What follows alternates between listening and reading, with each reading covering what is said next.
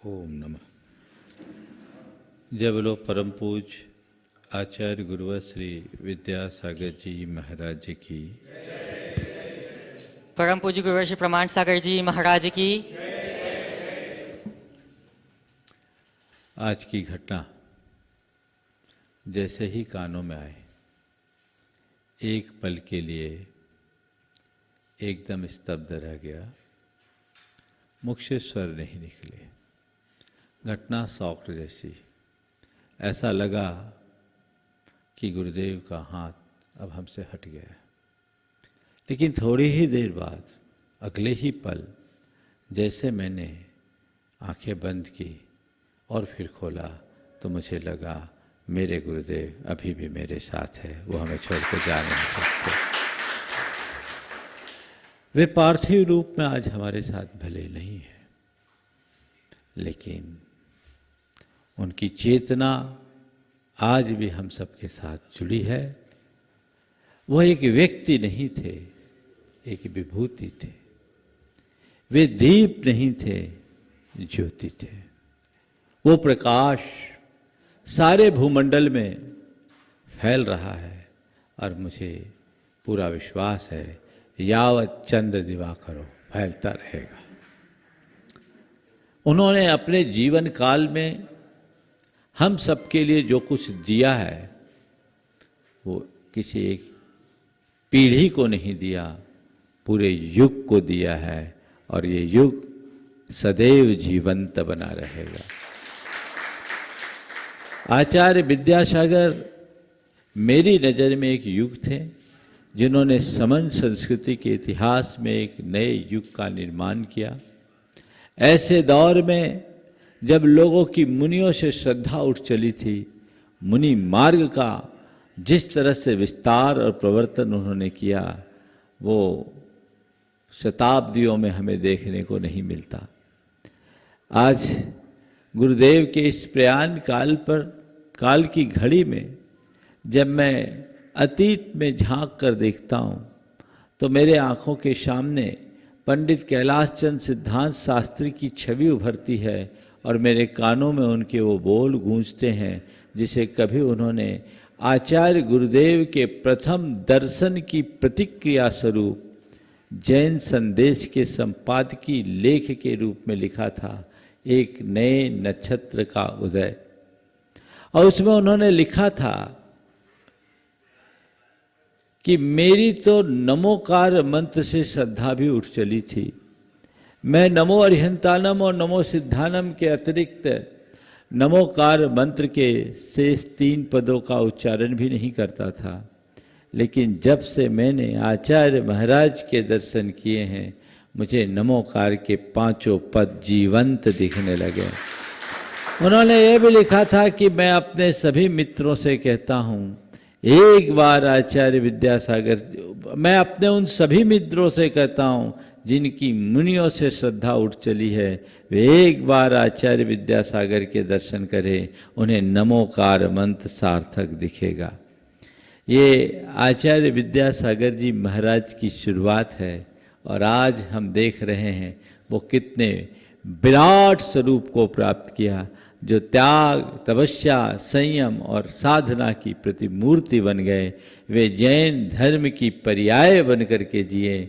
आज दुनिया में कहीं भी बात करो, आचार्य विद्यासागर का नाम आते ही जैन धर्म की बात आ जाती है और जैन धर्म का नाम आते ही आचार्य विद्यासागर की छवि उभर जाती। ये ऊंचाई उन्होंने यूं ही नहीं पाया, इसके लिए उन्होंने अपने आप को खपाया। वो त्याग तप संयम की मूर्ति बने और उन्होंने अपना सर्वस्व अर्पित किया, पूरी मानव जाति के लिए उन्होंने अर्पित किया। तो हमारे बीच एक ऐसी विभूति बन करके उभरे। आज हम सबका बड़ा सौभाग्य है कि हमें उन्हें उनका सानिध्य और शिष्यत्व प्राप्त करने का सुअवसर मिला। मैं मानता हूं कि ऐसे महान आचार्य अब शताब्दियों तक नहीं मिलने वाले। ये हम सबका गौरव है कि हमें उनके दर्शन, सानिध्य और उनकी शरण पाने का सौभाग्य मिला। हम उनके चरणों में नतमस्तक होते हुए अपनी विनयांजलि अर्पित करते हैं। आज उनका प्रत्यक्ष साथ होता तो हम लोग बड़े निश्चिंत रहते थे कि गुरुदेव है ना, कोई भी काम है तो उनका आशीर्वाद मिलते ही हम सबका मन बड़ा प्रफुल्लित हो उठता था, आत्मबल जागता था, आत्मविश्वास जागता था और सारे कार्य उनके नाम स्मरण मात्र से ही संपन्न हो जाते थे। अब लगता है एक बारगी कि अब किससे आशीर्वाद लेंगे, अब किससे पूछेंगे, ये लग करके मन बड़ा द्रवीभूत होता है। लेकिन क्या करें, हमें हमारी नीति के साथ ऐसा ही संयोग था। आज उनका हमारे बीच से जाना हो गया, लेकिन फिर भी उनके सिद्धांत, उनका मार्गदर्शन, उनके उपदेश आज भी हमारे लिए प्रेरणा है और हम उनका लाभ लेकर अपने जीवन को बहुत नई ऊंचाई प्रदान कर सकते हैं। परम पूज्य गुरुदेव का आज इस संसार से जाना हुआ, पार्थिव शरीर उन्होंने छोड़ा, लेकिन मुझे ऐसा लगता है कि उनकी यह यात्रा अब बहुत लंबी नहीं है, बहुत जल्दी अपनी जीवन यात्रा को वो पूर्ण विराम देने वाले हैं, क्योंकि उन्होंने पूरा जीवन उत्कृष्टता से जिया है और उसका उपसंहार भी उसी उत्कृष्टता के साथ किया है। उत्कृष्टता के साथ जीवन जिया उन्होंने, अपनी चर्या और क्रिया में किसी तरह के कोई समझौता नहीं किया। वे अध्यात्म की ऊंचाइयों को छूते हुए अपने आचरण की दृढ़ता में जिए और अंत में भी उन्होंने ऐसा ही किया जिसका हम लोग बार बार सोचते थे कैसे होगा कैसे होगा, लेकिन वे अंत तक पूर्ण सचेतन रहे। गंभीर बीमारी से ग्रसित होने के बाद भी उनकी जो अप्रमत्तता रही वो बिरली है, अच्छे अच्छे लोगों में भी देखने को बहुत कम मिलती है। जैसी मुझे जानकारी दी गई उसके अनुसार वे अंत तक सचेतन बने रहे।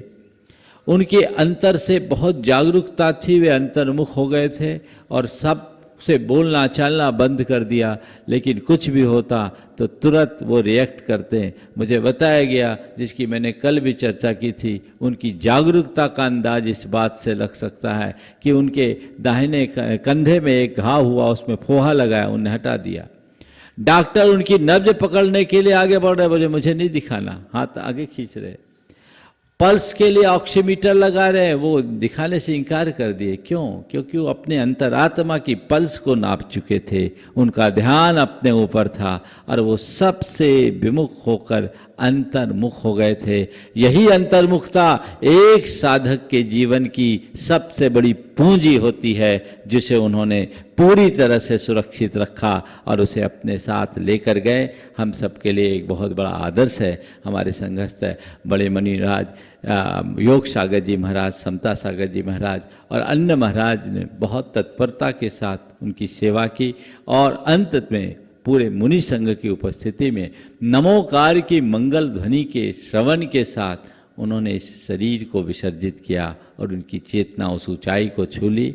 निश्चित ये उनके जीवन यात्रा की एक बहुत बड़ी उपलब्धि है।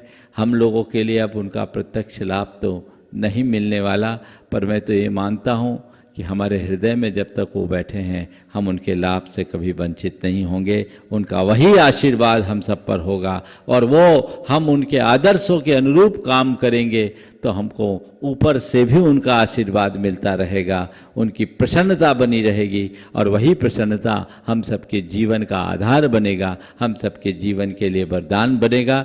तो हम उनके आशीर्वाद के आकांक्षी हैं और यही भावना भाते हैं कि गुरुदेव आपने जो मार्ग हम सबको दिया है हम उस मार्ग पर चलते रहें और आपके द्वारा आरोपित इस वटवृक्ष की शाखा को और दिग दिगंत तक फैलाने में अपना योगदान देते रहें।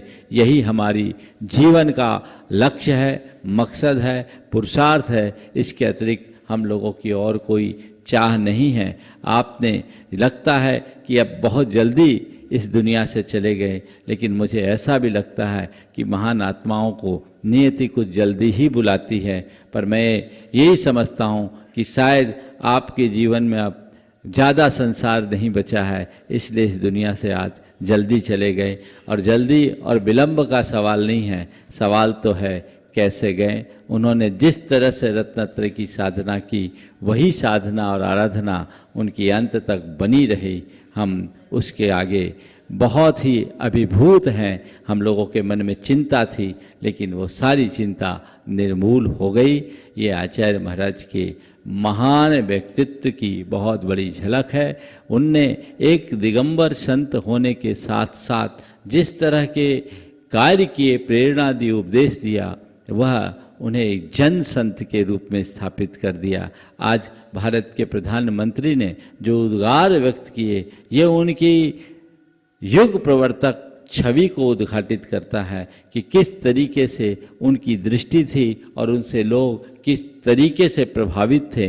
ये अपने आप में एक बहुत बड़ा जीता जागता उदाहरण है।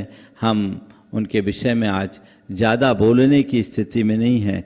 मन तो हमेशा होता है कि उनके बारे में जितना गुणगान करूं वो कम है, लेकिन अंदर से मन बहुत व्यथित हो रहा है, उद्वेलित भी हो रहा है, गला भी कुछ कुछ रुक रहा है। इसलिए ज़्यादा ना बोल करके मैं इतना ही कहना चाहूँगा कि गुरुदेव आपके आदर्श हम सबके साथ बने रहे। हमें पक्का भरोसा है आप हमारे नाथ बने रहोगे, और जब तक आप नाथ होंगे हमारे लिए कोई चिंता करने की ज़रूरत नहीं है। हम उनको अपना नाथ बनाकर उनके आदर्शों पर चलते हुए अपने जीवन को, पथ को प्रशस्त करें। उनके चरणों में मैं अपनी और सबकी ओर से विनयाञ्जलि अर्पित करता हूँ। यद्यपि आज के समय में कहने की भी मानसिकता मेरी नहीं थी, पर यही भाव सोच करके मैं चला कि चलो गुरु चरणों में विनयाञ्जलि का एक अवसर मिलता है तो अपनी ओर से विनयाञ्जलि जरूर आज प्रकट कर लेता हूँ।